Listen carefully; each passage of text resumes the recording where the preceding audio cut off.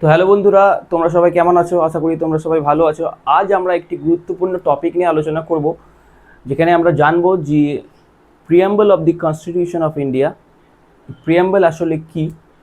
তো আমি শুভজিৎ, তোমরা দেখছো তোমাদের নিজেদের YouTube channel law in one, যেখানে ল শিখবে তোমাদের নিজেদের ভাষায়, বাংলা ভাষায়। আর চ্যানেলে নতুন হলে চ্যানেলকে করবে সাবস্ক্রাইব, আর এই ভিডিওটা দেখতে থাকো এন্ড অবধি। তোমার সমস্ত ক্লিয়ার ডাউট সমস্তটা ক্লিয়ার হয়ে যাবে the preamble of the constitution of India. তো চলো দেরি না করে শুরু করি। তো বন্ধুরা, আমরা আজকে জানবো the preamble of the constitution of India. দেখো, যে কোনো অ্যাক্টে থাকে প্রিয়াম্বল।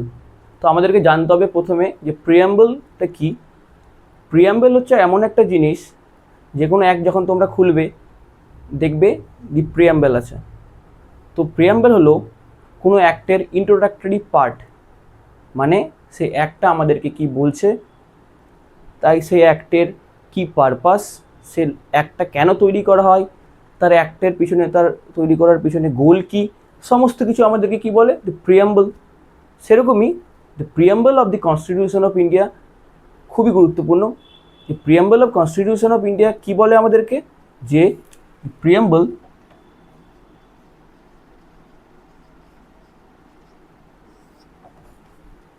প্রিয়াম্বল আমাদেরকে বলে দ্য কনস্টিটিউশন অফ ইন্ডিয়ার যে কি, কনস্টিটিউশন অ্যাক্টের ইন্ট্রোডাকশন।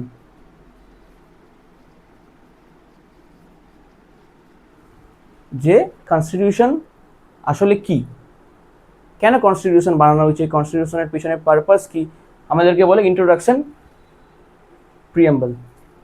আর কি বলে, তার পারপাস, যে কেন এই একটা তৈরি করা হয়েছে, কি বলে, আর কি বলে গাইড করে আমাদের, যে preamble of the constitution of India কেমনভাবে চলবে বা কেমনভাবে রান করবে আমাদের গভর্নমেন্ট, কে বলে আমাদের প্রিয়াম্বল। প্রিয়াম্বলের থ্রু আমরা জানতে পারি কোনো অ্যাক্টটা কেন তৈরি করা হয়েছে, তার পারপাস কি, অ্যাক্টের গোল কি, অবজেক্ট কি, এ টু জেড আমাদেরকে যে কোনো অ্যাক্টের প্রিয়াম্বল বলে। সেরকমই কনস্টিটিউশনের প্রিয়াম্বল কি বলছে, যে কনস্টিটিউশন কেন তৈরি করে, তার ইন্ট্রোডাকশন বলছে আমাদের, পারপাসকে জানাচ্ছে কেন তৈরি করা হয়েছে, তার অবজেক্টের গোল কি, এ টু জেড আমাদেরকে বলছে দি প্রিয়াম্বল অফ দি কনস্টিটিউশন। তো এবার আমরা জানবো যে প্রিয়াম্বল অফ দি কনস্টিটিউশনের কি কি প্রিয়াম্বল আছে। তো চলো দেরি না করে শুরু করি। তো বন্ধুরা, এবার আমরা জানবো যে প্রিয়াম্বল অফ দি কনস্টিটিউশনে কি কি বলা আছে। দেখো, আমরা এটাকে জানতে গেলে আমাদেরকে কিছু পয়েন্ট করতে হবে। সোভারেন, তোমাদেরকে আমি একটা ট্রিক দিচ্ছি। তোমরা যখন দেখবে যে preamble of the constitution of India পড়বে, তো তোমাদের কাছে অনেকগুলো টার্ম আসবে, যেমন সোভারেন, সোশ্যালিস্ট, সেকুলার। তো সাধারণত স্টুডেন্টরা কী করে, যে জিনিসগুলোকে মনে রাখতে পারে না। তো তোমাদেরকে মনে করানোর জন্য আমি একটা ট্রিক দিচ্ছি, যে ট্রিকের মাধ্যমে তোমরা সারা জীবন একবারে ট্রিক ফলো করলে তোমরা সারা জীবন মনে রাখতে পারবে। তো ভিডিওটা পুরো দেখবে, আর চ্যানেলে নতুন হলে চ্যানেলকে লাইক করতে ভুলবে না, সাবস্ক্রাইব করবে চ্যানেলকে। তো চলো দেখি। দেখো, প্রিয়াম্বল অফ দি কনস্টিটিউশনকে আমাদের যদি রিমেম্বার করতে হয়, তো আমাদের কিছু টেকনিক ফলো করতে হবে, বা শর্ট ট্রিক বলতে পারো তোমরা। S S sorry S S S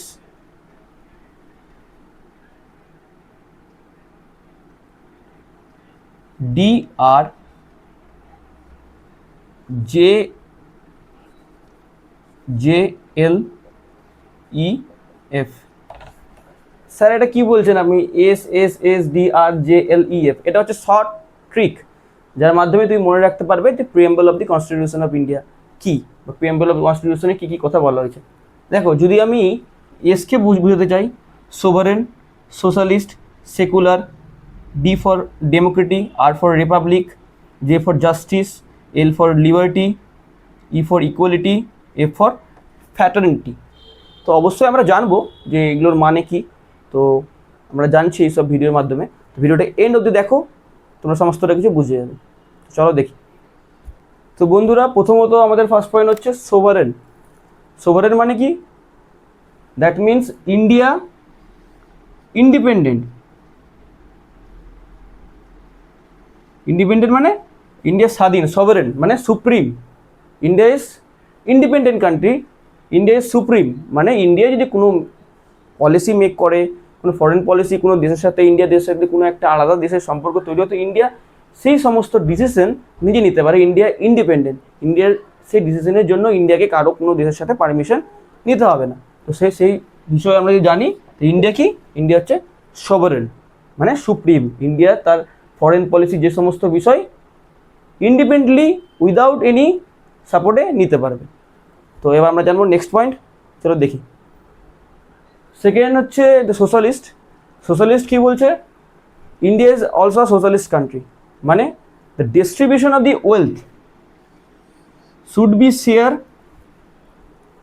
fairly among the people, মানে distribution of the wealth, socialist মানে ইকুয়াল, সোসাইটিতে সবাই সমস্ত শ্রেণীর মানুষ, আমাদের কনস্টিটিউশন কি বলছে, সোশ্যালিস্ট মানে সমাজে সমস্ত রকমের মানুষ ইকুয়াল, এবং তাদের মধ্যে ডিস্ট্রিবিউশন অফ দি ওয়েলথ সম্পত্তির পরিমাণ ইকুয়ালভাবে ডিস্ট্রিবিউট হবে।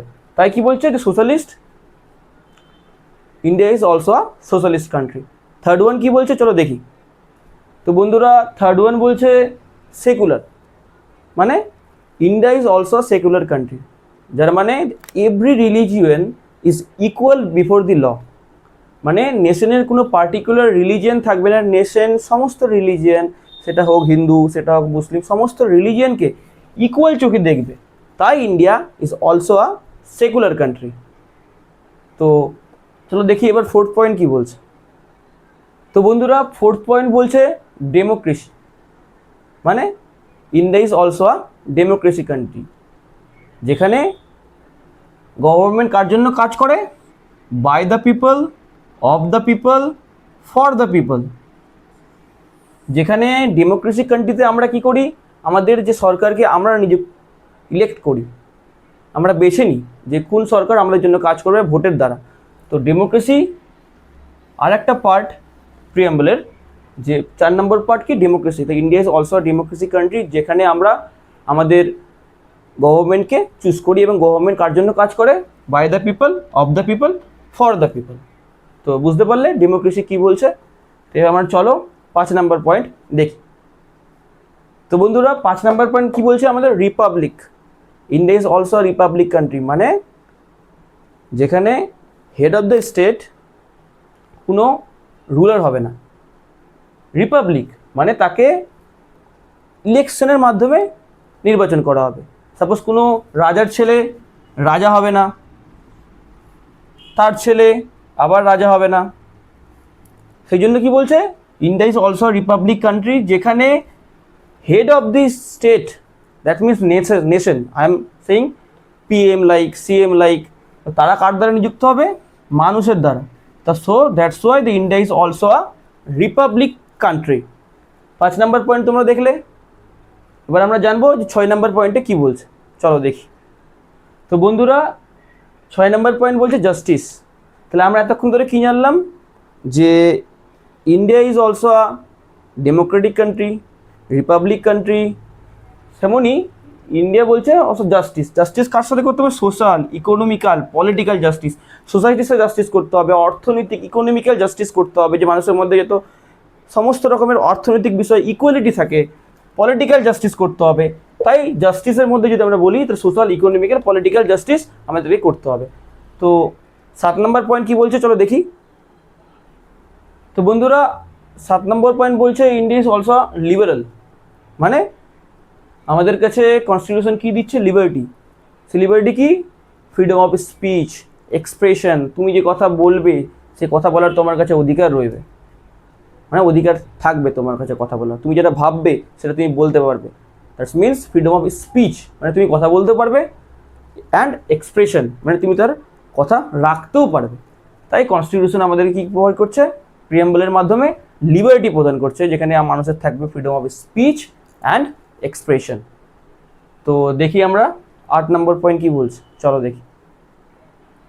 তো বন্ধুরা 8 নম্বর পয়েন্ট আমাদের কী বলছে, ইকুয়ালিটি, মানে equal state, equality between all the people, সমস্তদের মধ্যে, সমস্ত ব্যক্তির মধ্যে ইকুয়ালিটি আমাদেরকে বজিয়ে রাখতে হবে, এটা সবাই ইকুয়াল অপরচুনিটি পায়। একটা মানুষ জব করছে, সে একই কোয়ালিটির মানুষ সেও যাতে জব করতে পায়, তার মধ্যে যত ধার্মিক বিষয় হোক বা কোনো বিষয় নিয়ে নিজেদের মধ্যে কনফ্লিক্ট না হয়। যেমন কোনো ব্যক্তি যদি সাপোজ মুসলিম রিলিজিয়ান হয়, কোনো ব্যক্তি যদি হিন্দু রিলিজিয়ান হয়, তো সেই ব্যক্তি মুসলিম রিলিজিয়ান হওয়ার কারণে সেই জব থেকে বহিষ্কৃত হবে না, মানে সেই জব থেকে তাকে বের করে দেওয়া হবে না। আমাদের এই বিষয়গুলোর মধ্যে ইকুয়ালিটি রাখতে হবে, যাতে সবাই প্রত্যেকটা ব্যক্তি সোসাইটিতে ইকুয়াল অপরচুনিটি পায় তাদের অ্যাকর্ডিং টু দেয়ার কোয়ালিফিকেশন। তাদের মধ্যে কোয়ালিটি থাকলে তারা ইকুয়াল অপরচুনিটি যাতে পায়। তাই বলছে দ্য কনস্টিটিউশন অফ ইন্ডিয়া যে ইকুয়ালিটি রাখতে। এবং লাস্ট আমরা জানবো, তো আশা করি তোমাদের এই ভিডিওটা ভালো লাগছে। যদি ভিডিওটা ইনফরমেটিভ মনে হয় তো অবশ্যই ভিডিওটিতে লাইক করবে, আর চ্যানেলে নতুন হলে চ্যানেলকে অবশ্যই সাবস্ক্রাইব করবে, কেন এমন ধরনের ইনফরমেটিভ ভিডিও তোমাদের নিজেদের চ্যানেলে নিয়মিত আসতে থাকবে। তো অবশ্যই চ্যানেলটিকে প্রথমে তো সাবস্ক্রাইব করবে, সাবস্ক্রাইব করতে একদমই ভুলবে না। আর এই ভিডিওটা তোমাদের বন্ধুদের মধ্যে বেশি বেশি করে শেয়ার করে দাও, যে তোমাদের বন্ধুরাও জানতে পারে যে প্রিয়াম্বল অফ দি কনস্টিটিউশন কী বলে এবং প্রিয়াম্বল অফ দি কনস্টিটিউশনটা কী। তো চলো দেখি লাস্ট পয়েন্ট। তো বন্ধুরা, লাস্ট পয়েন্ট হচ্ছে ফ্রেটার্নিটি। আশা করি তোমরা দেখতে পাচ্ছ, একটু আই থিঙ্ক প্রবলেম হচ্ছে তোমাদের, কিন্তু তোমরা একটু অ্যাডজাস্ট করে নিও। তো ফ্রেটার্নিটি মানে কি? ভাইচারা। কনস্টিটিউশনে প্রিয়াম্বলি আমাদেরকে বলছে যে আমাদেরকে ফ্রেটার্নিটি বজিয়ে রাখতে হবে সোসাইটির মধ্যে। দ্যাটস মিন ভাইচারা মানে কি? বন্ধুত্ব রাখতে হবে, সেটা হোক হিন্দু মুসলিম খ্রিস্টান বৌদ্ধ, প্রত্যেকটা মানুষের মধ্যে ভাই বন্ধু সম্পর্ক আমাদেরকে বজিয়ে রাখতে হবে। তাই বলছে কনস্টিটিউশন যে fraternity is also a part of the preamble of the constitution of the India. তো তোমরা আশা করি বুঝতে পারলে যে the preamble of the constitution of India কি, প্রিয়াম্বল কি। তাহলে আমরা যদি এটা পার্টকে কনক্লুড করি এতগুলো ডিসকাশনের পর, তোমরা জানবে যে কোনো একটা প্রিয়াম্বল থাকে। প্রিয়াম্বল কি? সেই একটা ইন্ট্রোডাকশনস, মানে সে একটা কি বোঝাতে চাইছে এবং সে একটা ইন্ট্রোডাকশন কি, সে একটাকে আনার পিছনে কারণ কি, পারপাস কি, অবজেক্ট কি, এ টু জেড সে একটার বিস্তারিত তথ্য আমাদেরকে কে বলে? The preamble. তো সে ঠিক এরকমভাবেই দি প্রিয়াম্বল অফ দি কনস্টিটিউশন আমাদের কি বলে? আমাদের কিছু কিছু কথা বলে, যেমন sovereign, socialist, secular, Democratic, Republic, সমস্ত কিছু বলে। তো তোমরা সমস্ত কিছু জানলে। তো ভিডিওটা যদি ভালো লেগে থাকে তো অবশ্যই লাইক করতে ভুলো না। চ্যানেলে নতুন হলে চ্যানেলকে করবে সাবস্ক্রাইব, মানে এমন ধরনের ভিডিও আমার চ্যানেলে আসতে থাকবে। ততক্ষণের জন্য টাটা, বাই বাই, বন্দে মাতরম।